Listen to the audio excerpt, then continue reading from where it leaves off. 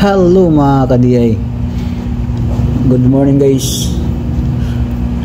May kunting tutorial tayo at DIY. Yan guys, kung makikita nyo, ito yung power supply ng CCTV ng kasama ko sa bahay nila. Pinapagawa sa akin ngayon guys. At kung makikita nyo guys, hindi na may saksak dahil ganito nga nangyari. Yan o. So, i-DIY natin guys. Pag mayroon kayong ganito, kung halimbawa nasisira itong mga ganito ninyo, power supply ng cellphone o whatever, o kung ano man mga ganitong style niyo na ginagamit niyo tapos nasisira to, hanap lang kayo ng ganito guys. Ito. At buksan lang ninyo to. Yan. So sundutin lang to guys, yan. So tanggal na siya. Tapos putulin ito. Yan.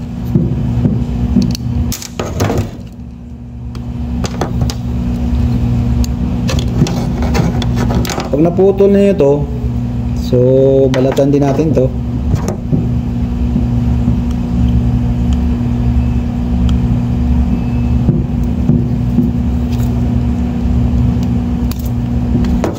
Yan. So idugtong natin dito.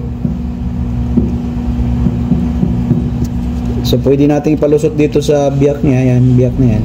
Pag ganyan. So ganyan siya guys. Dugtong natin to.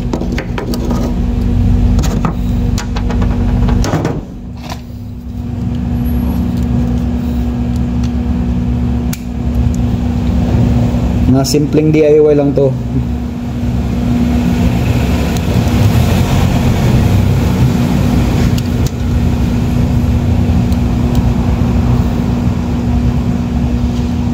Sa mga bagay para na mapakinabangan guys, nagagawa natin ng paraan yan. Hindi naman sira yung ito, okay pa naman yung pag-supply niya. So kundi ang sira lang itong pinakasakit niya, itong mga plug na to dahil nabasag na. So kung mayroon kayong mga ganyan guys, madali lang yan. Tapos balatan din natin to. Yan.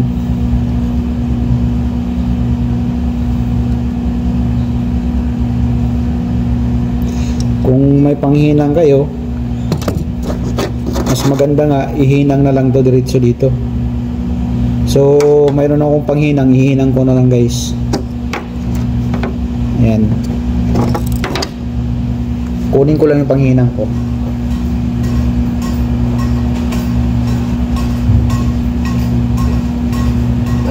Ay sir, ay di ko pa pala sir iakyat sir.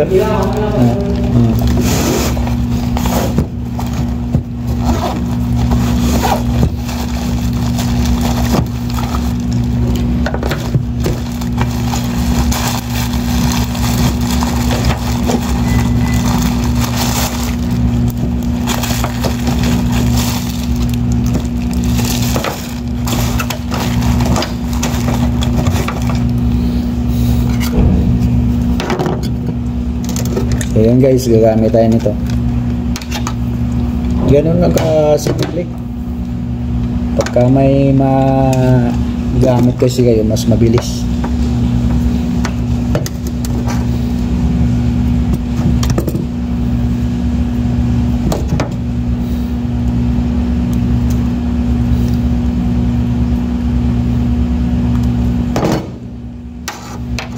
So hinangan muna natin yan.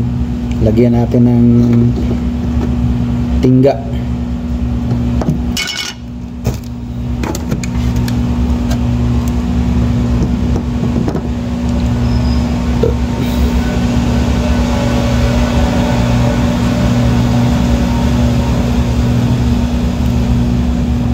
So yan guys, tingnan lang ninyo kung paano, mga simpleng DIY lang to.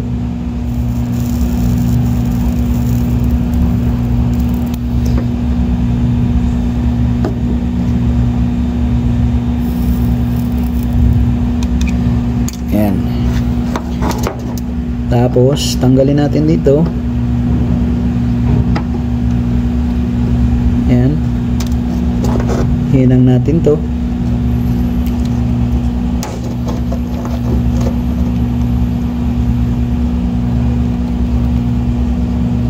Yan. Tapos ito naman sa, so hinang din natin to.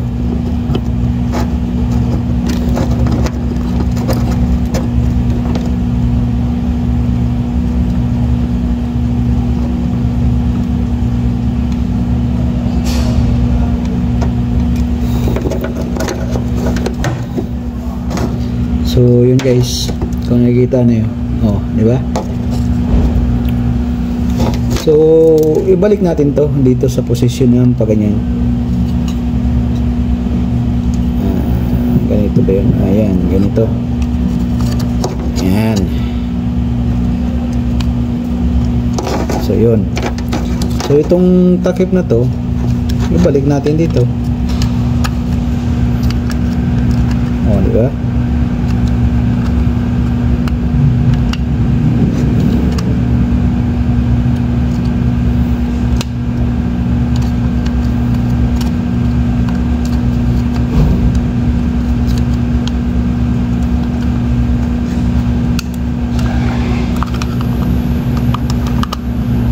Yan.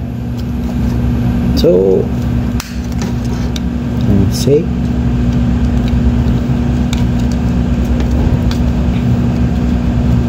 So pwede niya guys magamit to. Ganun lang kasimple mag DIY. So kung mayroon kayong mga ganito, kayang-kaya i-DIY. So may saksak na siya. Kahit nakasabit to, okay lang, at least magagamit. So at least may natutunan kayo guys. So hanggang dito lang yung video ko. God bless, at sana huwag ninyong kalimutan na mag-subscribe sa aking mga video, at don't forget to hit the notification bell para updated kayo sa aking mga video guys. Salamat.